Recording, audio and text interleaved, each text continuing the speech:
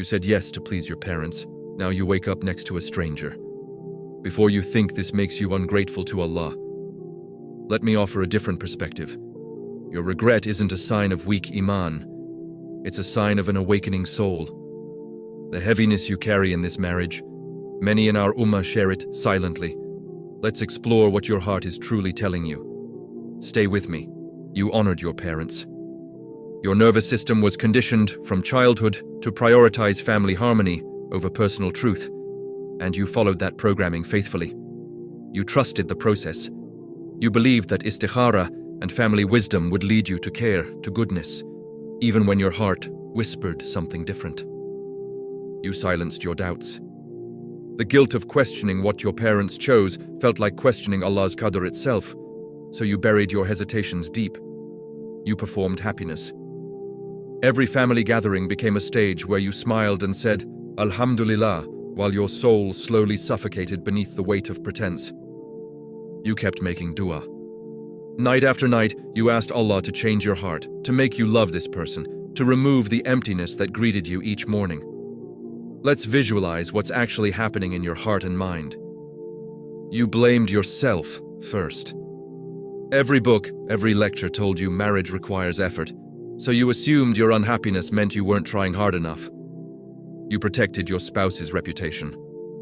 Even to your closest friends, you spoke carefully, fearing that your honesty would backfire as ghibah against your own household. You searched for Islamic solutions. You read about patience, about the rewards of sabr, hoping that endurance alone would eventually transform pain into peace. You questioned your own perception. Maybe you're too sensitive, too influenced by Western ideas about love, too ungrateful for what others would consider a blessing. You stayed for the children, or for your parents' health, or because divorce in your community means becoming a cautionary tale whispered at wedding gatherings. These patterns form what scholars call the silent Muslim marriage crisis. Is it sabr or self-abandonment? Here's the uncomfortable truth. Sometimes what we call patience is actually a trauma response disguised as piety. Your regret might be legitimate. Not every arranged marriage reflects Allah's perfect will for you. Sometimes it reflects imperfect human decisions made with incomplete information. Perhaps you never truly consented. The Prophet, peace be upon him, invalidated marriages where the woman's genuine consent was absent, yet cultural pressure often silences that voice. You might be confusing obligation with submission. True submission to Allah sometimes requires speaking your truth, not burying it beneath layers of false contentment. Your parents' intentions were good.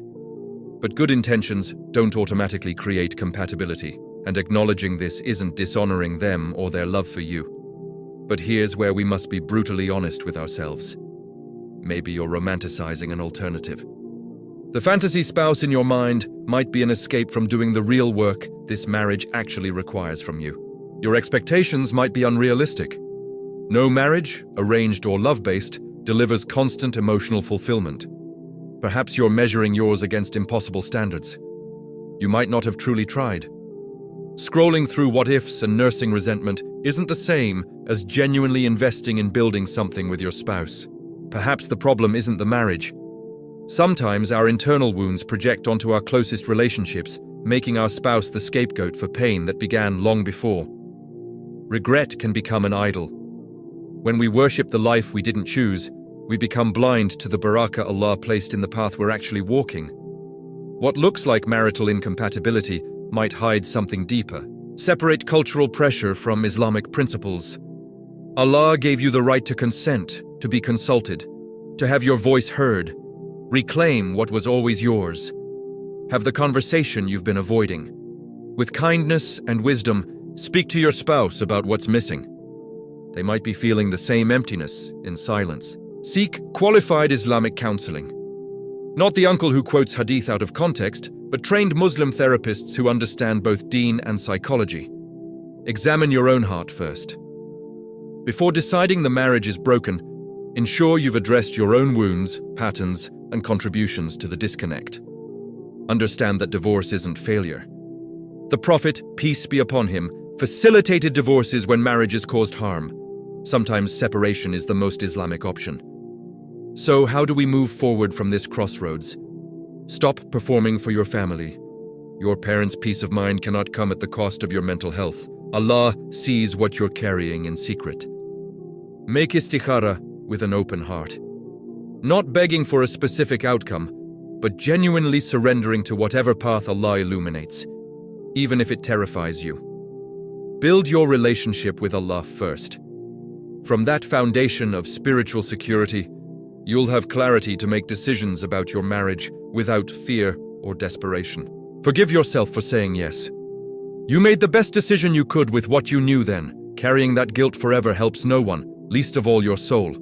Your story isn't over yet.